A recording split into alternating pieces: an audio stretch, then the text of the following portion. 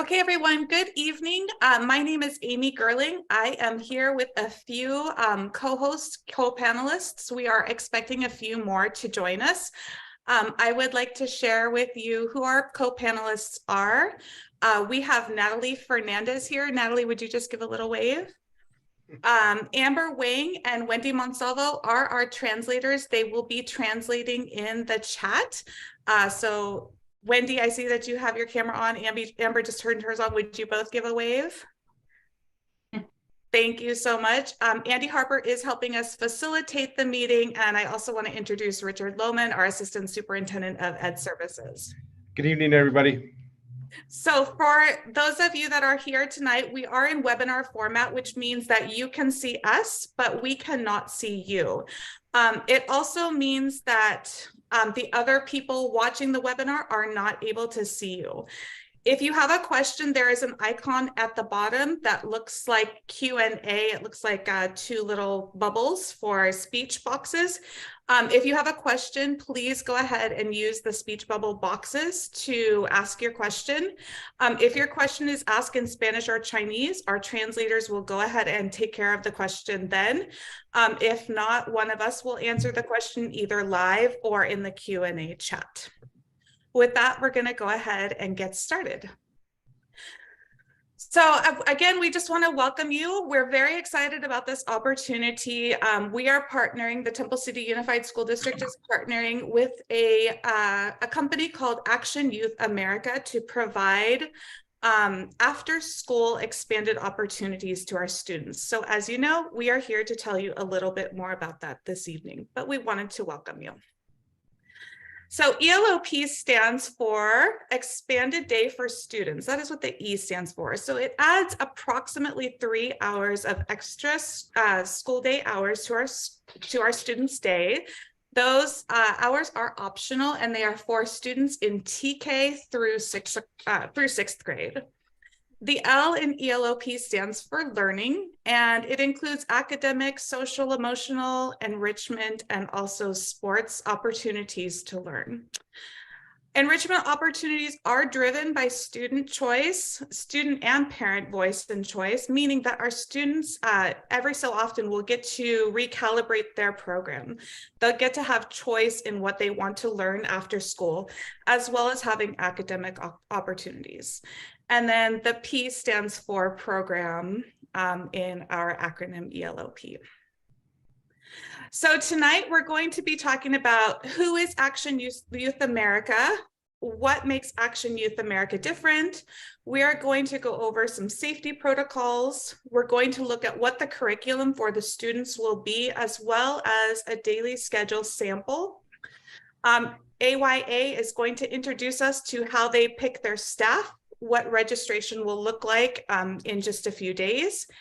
For those students that participate that require pricing, we will share that with you as well. And then we will also have a Q&A at the end. Like I said, if you're going through the webinar and you have questions, you can go ahead and post them using the Q&A at the bottom, the Q&A icon.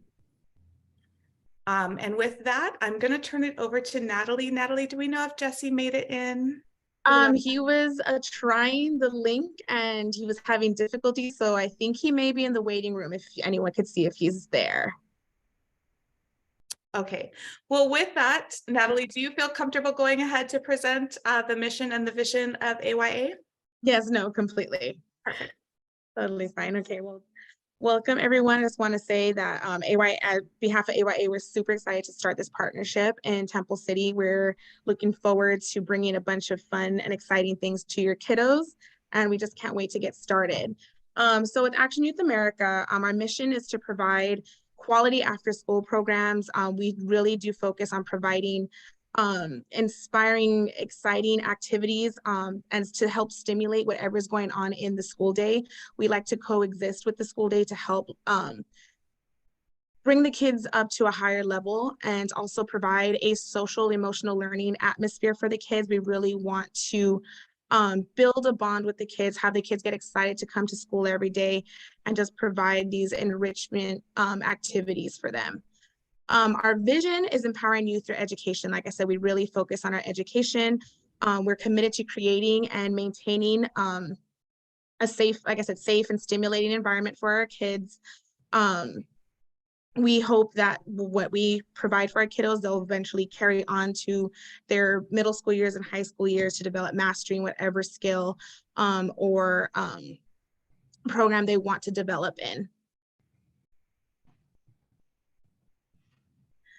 What makes AYA different? So our staff qualifications. We do have a tier level of staff at each site. So each site will have our site coordinator who is not in ratio. They're not directly working with the kids, but they are overseeing site, making sure everything's running correctly.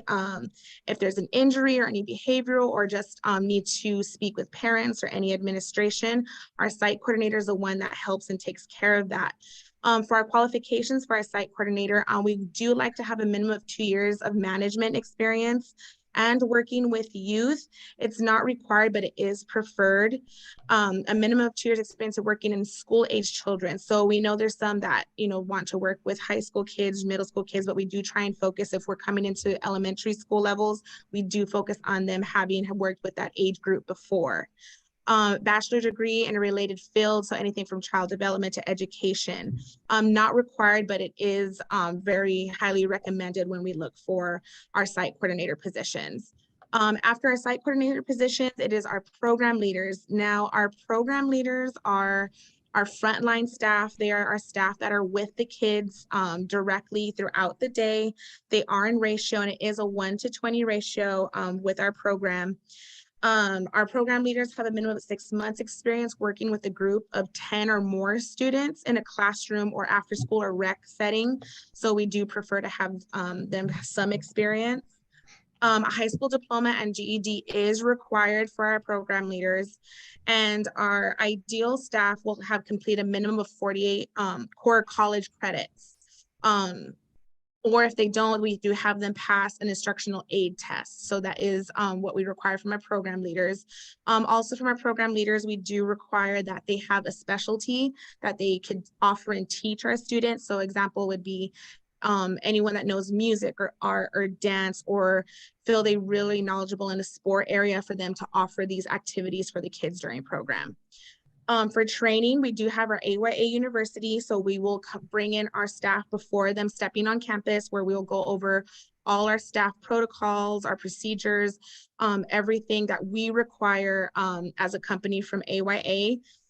They will also require mandated reporting training, CPR first aid certification, new employee orientation, along with many other things that we have trainings on and professional developments. We also want to focus on our emergency drills. We do practice emergency drills throughout the year to make sure that everyone is on the same page, and we practice whatever the school day protocols are for emergency drills. We try and incorporate that into after school. So if anything happens after school and the school day is no longer running, we know exactly what to do to keep our kids safe.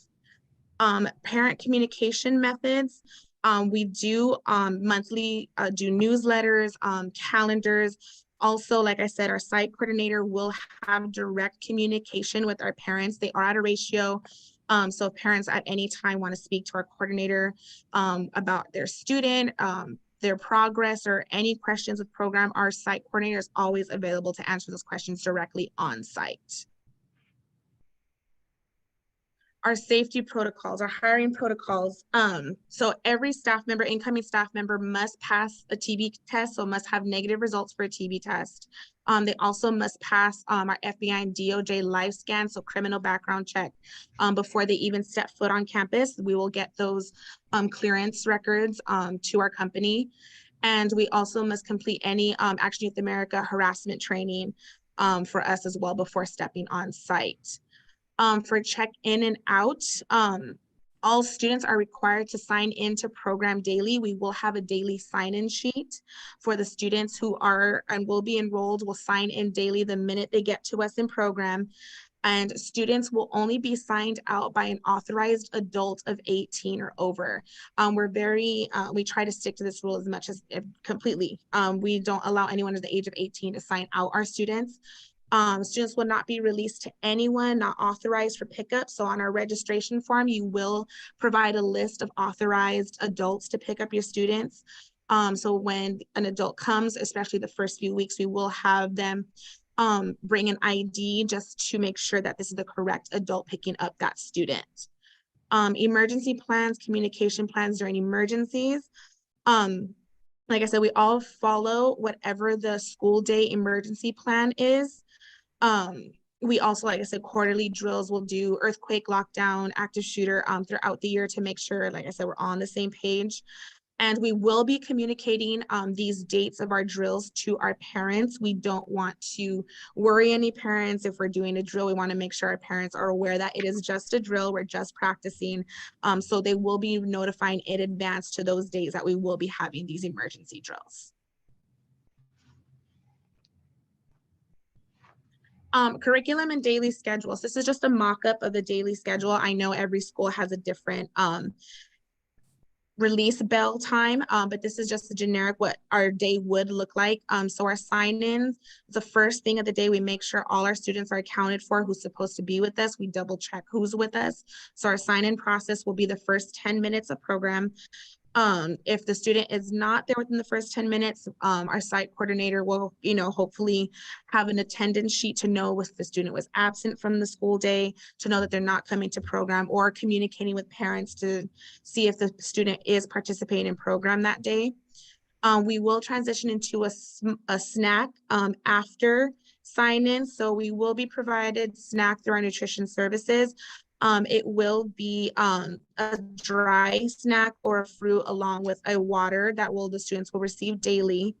And then after that, we will go into our activity enrichment hour. So activity and enrichment could be anything from music to dance to any sport or recreational activity. We will try and provide anything our students are interested in at that site. So if a specific site shows a lot of interest in theater, we're going to do our best to find a staff that will be able to teach anything in the lines of theater. Same will go with our sport. If there's school's really focused on basketball, we're going to go ahead and find a staff member that could teach our kiddos basketball properly, not just free play or anything like that. We really do strive on running a structured activity for our kids. And that's our activity enrichment hour. We do provide homework help, so we will transition into homework help as well. It's not homework completion, but we do try our best to make sure our kids complete their homework before the end of the school day. Our academic enrichment, we tend to be in communication with teachers. Our site coordinator will check in with teachers throughout the day to see what topic the kids are covering in class, and we will do our best to come up with some activities for each grade level to focus on whatever it is they're working on in class at the time, just to make sure that we're helping out with the kids that may be struggling, anything like that. So helping them out along the way is what we will do in our academic enrichment hour. Our 15, anywhere from 30 to 15 minutes. And then our study hall, kids need extra time for homework, we'll go ahead and work on homework a little bit before our sign out, and end of the day would be at 6 p.m. would be our dismissal time. Staff, what kind of staff do we look for? We really focus on looking for staff that are highly energetic and understand the importance of our after school programs in our schools. We find staff that has specific skills. Like I said, we'll try our best to provide to what the school needs, but we do specifically look for our staff to be able to provide something from arts and crafts, the dance, the cheer, the music, along with anything else, maybe even culinary. We really do strive to find a staff that has a skill set to offer our kids. We will also give the students the opportunity to develop those new skills. So we do work on them daily. And like I said, the staff will help them develop their mastery and hopefully carry on into the rest of their school years. We're hoping to offer kids the chance to play basketball in elementary school, and then possibly play again in high school. We really like to see our growth. We have so many students that have gone off with skills that we have taught them and have been successful with whatever skills we've taught them. So we really take pride and enjoy seeing that. Like I said, our staff, we also really ensure that they're caring and making sure that the environment is safe for our kids when they come to us after school. Our registration, so all students must have a registration form on file with our site coordinators at the start of program. So the very first day, we will know who will be enrolled at each school site, and they will already have a sign-in sheet prepared for them to check in with on their first day of school. First day of program. Our parents are responsible for ensuring that the registration form has all the correct up-to-date information. If anything changes, we do ask our parents to check in with us if there's a change of address, especially change of emergency contacts for any of the individuals that are clear to pick up our students after school, and also email address. Anything that's of importance on our registration form, if there is any changes, we do really ask our parents to make sure they keep us in the loop so we can make those changes as well for safety reasons. Our registration forms right now will be available via digital platform or using paper forms. So our registration link, it will be a QR code. It will be available at our website on this Wednesday, April 19th at 1:30 p.m. Our website will be aya.llc, and it will go live once again at 1:30 p.m. this Wednesday. There will also be designated tables at each school site on Wednesday. And at 1:30, our site coordinators will be at each site to assist with the paper form registration. And also at our school sites, there will be a banner placed at the front of the school with the QR code.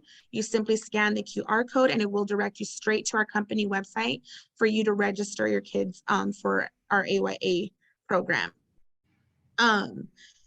And our registration is first come, first serve. So sooner the better. Like I said, everything will start at 1:30 and they will be time-stamped. All forms will be time-stamped.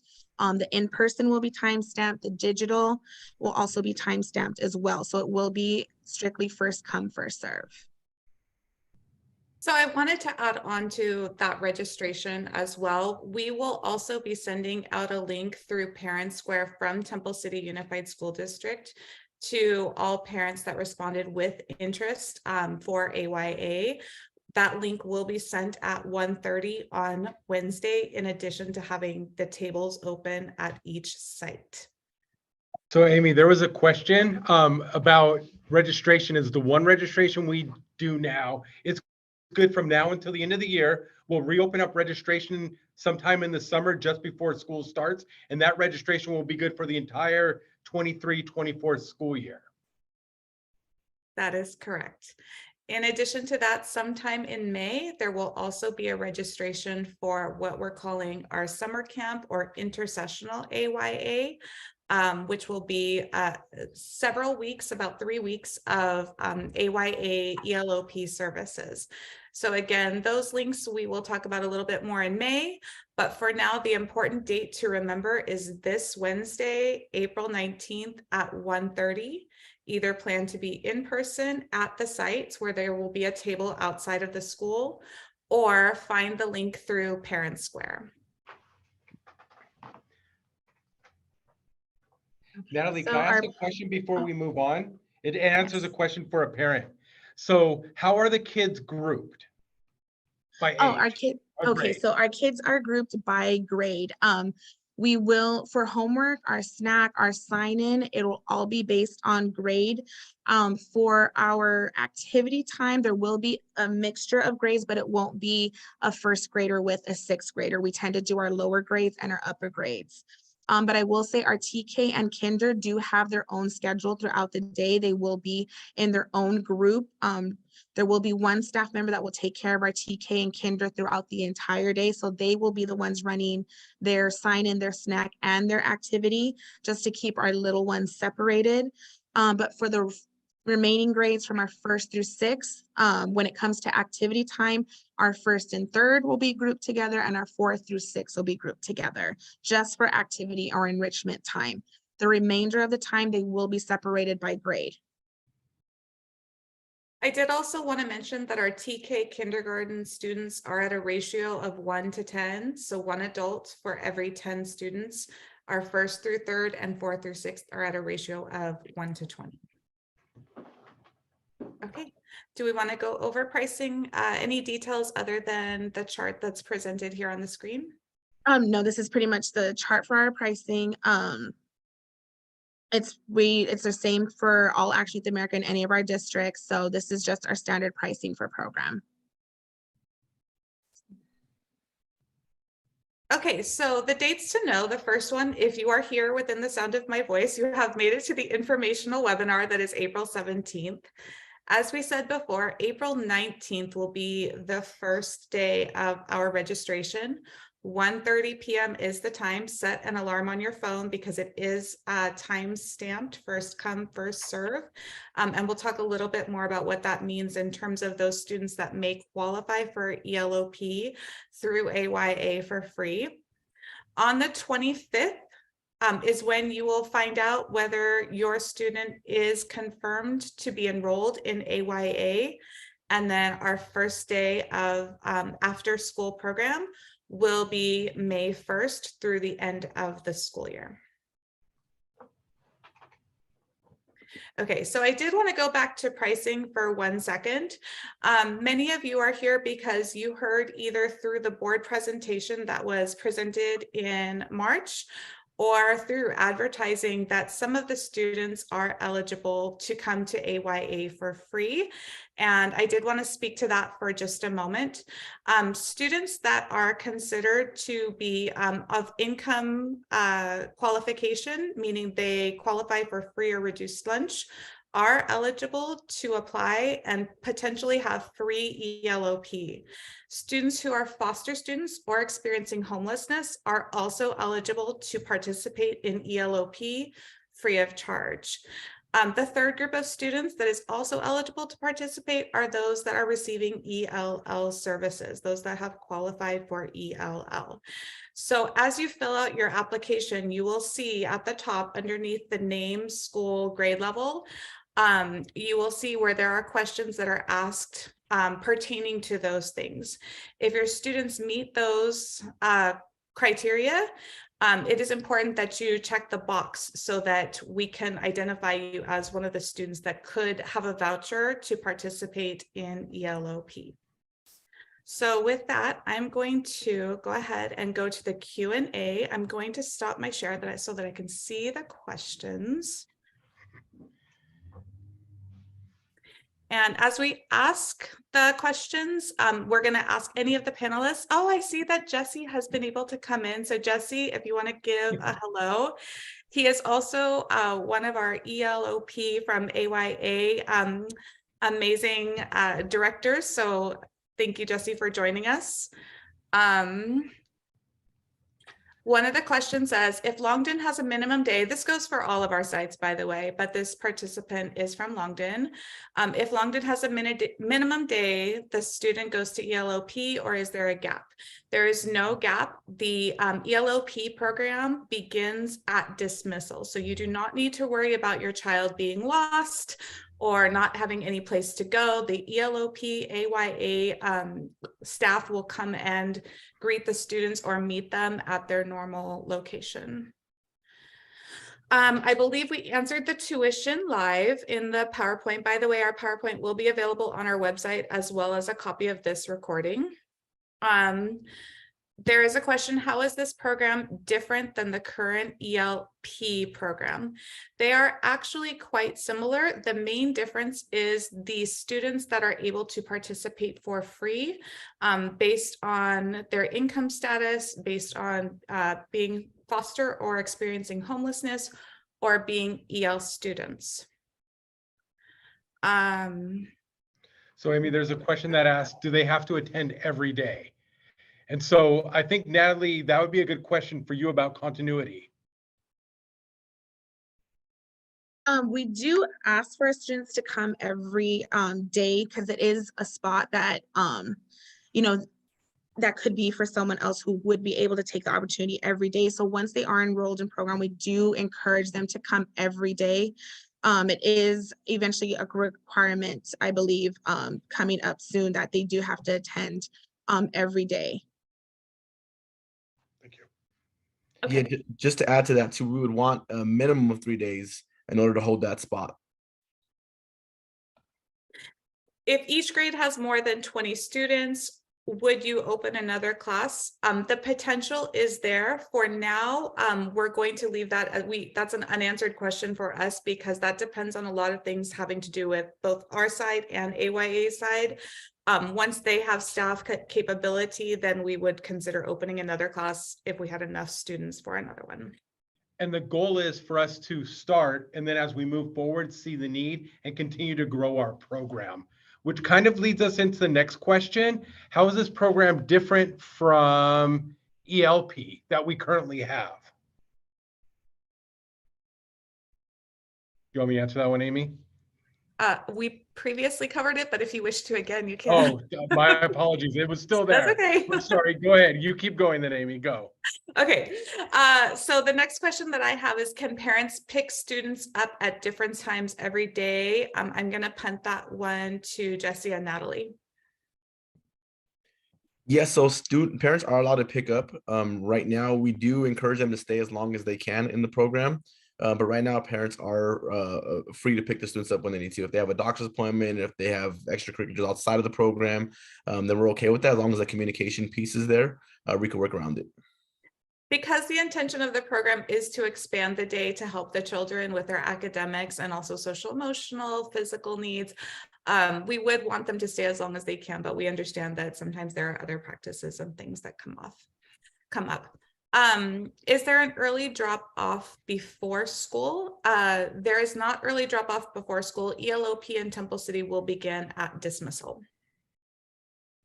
We've gotten a few questions about seeing the chart. We believe there may be a settings issue on the participants end. You have to make your screen full screen.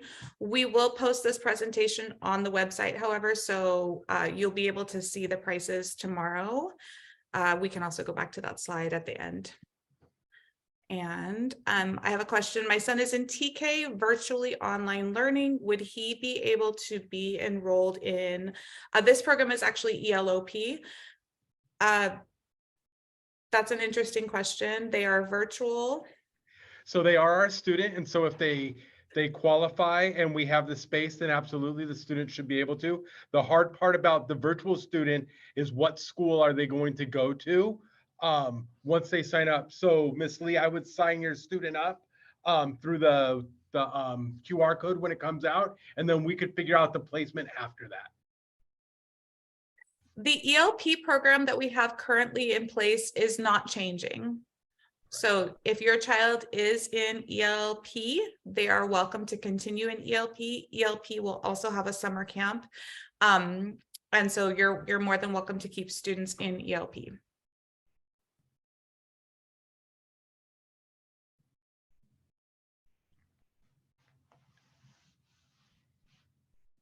Okay, I am going to go ahead and go back to the price screen. And for those of you that may have technical difficulties, I will share my screen again. Oops.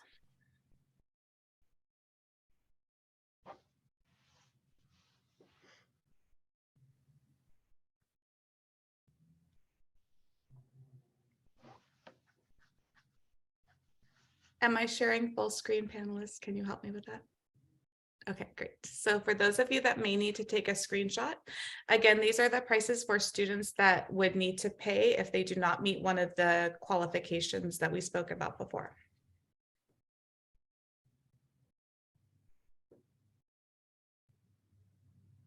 Okay, and then we'll give a couple more minutes for any more questions that may come through.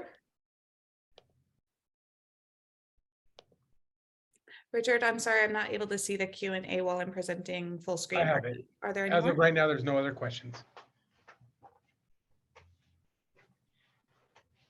Amber or Wendy, did any questions come in? Oh, you would see the same questions. Never mind. Never mind. Okay, so we got- did want to thank you for your time this evening. Again, this will be posted on the website with our slide deck. And we will be posting the registration link both in Parent Square on Wednesday at 1:30 p.m. It will also be on the AYA website, and you are also welcome to register in person at the AYA tables that will be outside of La Rosa, Longden, Cloverly, and Emperor schools. We thank you for your time. Have a good evening. Thank you.